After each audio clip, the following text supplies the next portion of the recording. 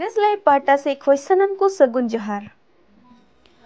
Okte nyutumana jinis gi ongkan jinis kena oka do chalaw lenkhan tis gi tis bang ruara. Onate ko laya okte ria tuila do totkare do bang bich kom chandire menaa. Aro ko laya okte ria jothat larchar bang badai khan asar adak kate rehon miche gya. Jaw okte gi arabati gadi te dana jaw okte gi dungut hor 50 ti khon ho chitan gadi te dara. Jaw okte gi unisa huyu apod bipod khon banchawe lagin hor bodyguard Assam ren santal ku lagin hon din tahe kana. Mid okte re Assam ren santal ku lagin unkan din tahe kana oka do Odisha, Jharkhand, West Bengal lekana eta aima punont ren santal ku leka MLA, MP, Montri ho Assam ren santal ku tahe kana. Menkhan onkan din seterina jaat talare se nijer jaat talare jhogda. Assam ren santal ko joto jatiari etketone dabi mid gi rehon punna dhir songgothon janamena sida. Ehop ena songgothon talare jhogda, ehop ena dhorong riya jhogda, ehop ena chiki riya jhogda, ehop ena santal leader talare jhogda.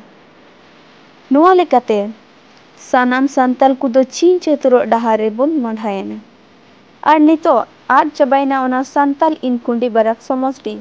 One oka do santal jaat ko MLA मंत्री को हुयुक kan tahe kan se latu machir ko du dadik kan tahe 28 nang Gosaingaon Vidhan Sabha समष्टि kon 45 bochor MLA ar मंत्री hoye tahe kana Matthias Tudu.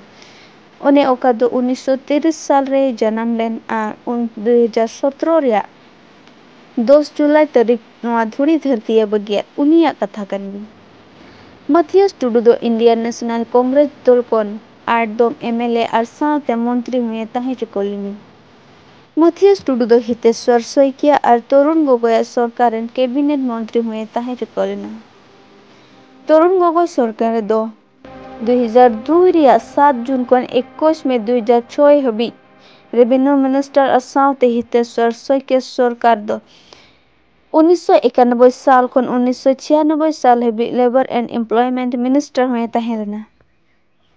Tudu दो पहिल धाव 1957 साल रे कांग्रेस दल kon 28 नंग गोसाईगांव विधानसभा kon जितव कते MLA हुई लेना। टुडू दो आरहो दोसाते 1962 साल रे 28 नंग गोसाईगांव समष्टि kon gi जितव कते MLA हुई लेना। टुडू दो तीसरा धाव आरहो 1997 साल रे 28 नंग गोसाईगांव समष्टि kon gi जितव कते MLA हुई लेना। लेड Matthias टुडू दो पुन धुमा लगिते 1972 साल रे आरहो 28 नंग गोसाईगांव समष्टि kon gi MLA lekate जितव लेना। इना तायम टुडू दो 1978 साल रे आरहो गोसाईगांव kon gi मोड़े धम लगित ते MLA रे जितव लेना। आर टुडू दो 1983 साल रे 28 नंग गोसाईगांव kon gi जितव कते हितेश्वर सोइकिया कैबिनेट रे मंत्री लेकाते जगह ᱧᱟᱢ लेदा। Matthias Tudu do आरहो 1985 साल रे 28 नंग गोसाईगांव समष्टि kon gi जितव लेना।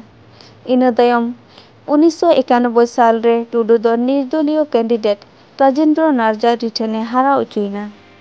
आरहो टुडू दो 1996 साल रे राजेंद्र नार्जारी हाराव कते मच्छी रे दुड़ुब लेना। इना तायम 2001 साल रे आरहो गोसाईगांव समष्टि खने जितव एनते तरुण गगৈ सरकार कैबिनेट रे मंत्री को बेनाव किदिया।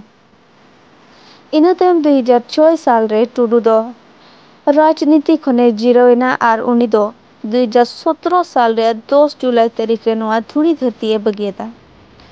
Matthias Tudu do Assam ponant Pokrajhar जिला रे मेना संताल कॉलोनी रे मेना ग्रामपुर अतु रे नोआ स्क्रीन रे ñelok kan बांग्ला रे ताहिन kan ताहिना। साउते पृथ्वी माझे 1996 साल रे राज्य सभा रे MP लेकाते ताहे कना। इना तायम पृथ्वी माझी दो 1993 साल रे डिप्टी स्पीकर को बेनाव लिदिया। साउते 2001 साल रे स्पीकर लेकाते हो को बचाव बहाल लिदिया। इना तायम बय बयते पर्जात को ठेन होर हपन को दको बुला उचुइना आर इन कुंडी बरक संताल लेकाते जितव लगित समष्टि दको आट केदा। नितो बर्तमान रे ओकाटा लेड Matthias टुडू 45 बछरे दखल अगुले 28 नंग गोसाईगांव संताल समष्टि दो 4 भाग रे भाग कते को छीन चतुर केदा। ᱟᱨ ᱱᱤᱛᱚᱜ ᱠᱷᱚᱱ ᱥᱟᱱᱛᱟᱲ ᱦᱚᱲ ᱦᱚᱯᱚᱱ ᱱᱚᱣᱟ ᱥᱚᱢᱚᱥᱴᱤ ᱠᱷᱚᱱ ᱠᱚ ᱡᱤᱛᱟᱹᱣ ᱫᱟᱲᱮᱭᱟᱜᱼᱟ ᱥᱮ ᱵᱟᱝ, ᱱᱚᱣᱟ ᱫᱚ ᱚᱠᱛᱮ ᱜᱮᱭ ᱞᱟᱹᱭᱟ।